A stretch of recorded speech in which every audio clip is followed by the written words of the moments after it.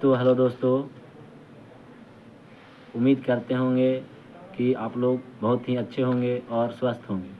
आप लोग मेरे चैनल पे नए हैं तो चैनल को सब्सक्राइब कर लीजिए। और सबसे पहले आज पढ़ने जा रहे हैं जंतुओं में प्रजनन।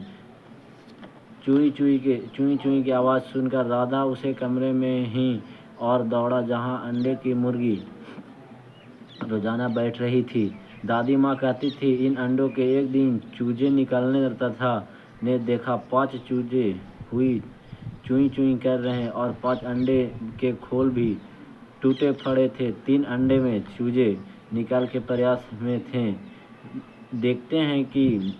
देखते तीनों अंडे एक एक चूजे बाहर निकल गए। शेष एक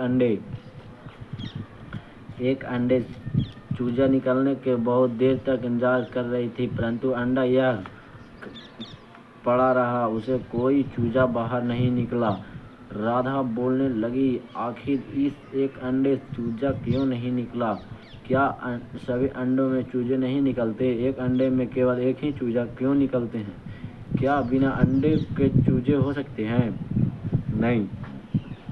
क्या अंडे में मुर्गी होना आवश्यक है? एक मुर्गी कितने अंडा दे सकती है? कितने अंडे दे सकती है?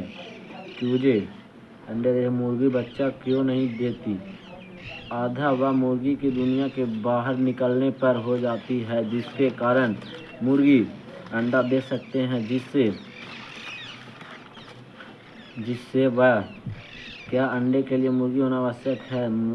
मुर्गी कितने अंडे दे सकती? चूजे अंडे दे सकते हैं, मुर्गी बच्चा क्यों नहीं देती?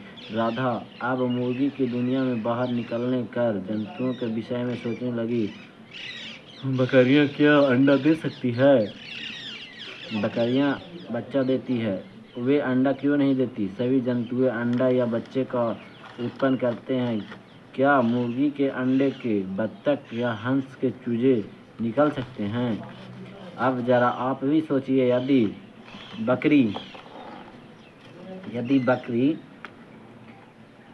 बकरी कुछ जंतुओं पर बकरियां बच्चा देने बंद कर दे, तब क्या क्रियाकलाप बन? अब हम समझ गए कि कुछ जंतु अंडे देते हैं और कुछ जंतु बच्चा पैदा करते हैं। दोनों प्रकार में जंतुओं को ही सूची बनाएं, जिसे वह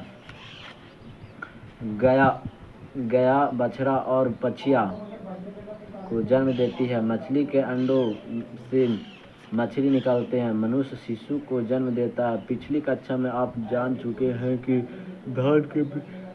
गेहूं के दाने से गेहूं की प्रकार प्राप्त होती है। सजीव में जैसे अपनी जैसी संपत्ति उत्पन्न करने के लिए लक्ष्य पाए जाते हैं, जो अपने वंश वृद्धि एवं जाति की निरंतरता बनाए रखने के लिए सभी जीव एक दूसरे से क्रिया करते हैं, जिसे प्रजनन कहता है। जिसे प्रजनन के उपरांत संपत्ति का उत्पत्ति होती है।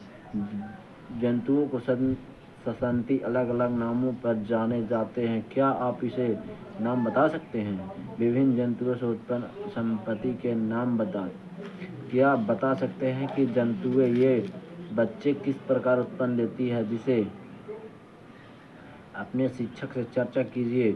पौधों की तरह के जंतुओं प्रजनन की 2 विधियां, अलैंगिक प्रजनन और लैंगिक प्रजनन।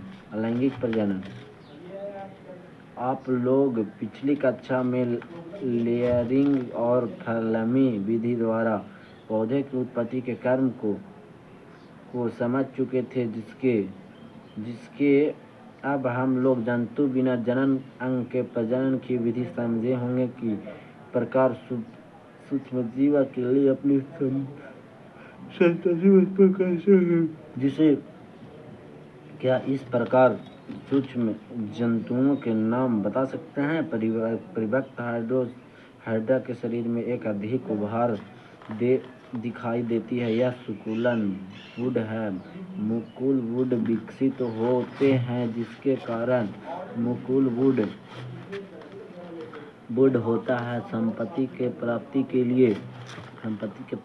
लिए होकर जनक हाइड्रा में बीवलिंग हो जाता है, जिसे बीवल की संपत्ति कहते हैं। आवता हाइड्रा का रूप ले लेता है, जिसे ही जिससे ही इस प्रकार अपनी है इस प्रक्रिया किसी प्रजनन अंग की आवश्यकता नहीं पड़ती है। अलैंगिक जनन यह विधि मुकुलन कहलाता है। क्या अलैंगिक प्रजनन की ओर अभिवृद्धि हो सकती है? हैरक के 27 स्लाइड को अवध लेंस के सूक्ष्मदर्शी द्वारा किया जाता है, जिसके सूक्ष्मदर्शी का अवलोकन कीजिए। दिखाई देने वाली संरचना पर साफ चित्र बनाइए। क्या शरीर में उभरी हुई संरचना दिखाई दे रही है? अमीबा कोशिकीय सूक्ष्मजीव जंतु इस बनावट के लिए कुछ प्रभाव सही समय पर करते हैं, जिसके कारण प्रजनन अच्छे तरह से होता है। और प्रजनन के लिए सभी लोग प्रजनन के बारे में सोचकर अपने के लिए कुछ अमीबा कोशिकीय सूक्ष्म जंतु हैं। इसके बनावट के लिए विषय में पूर्व कुछ में जान चुके हैं कि कोशिका माध्यम से केंद्रित होता है, जिसे केंद्रीय परिवहन को कहते हैं, जिसका वह निम्न सारणी तरफ से निम्न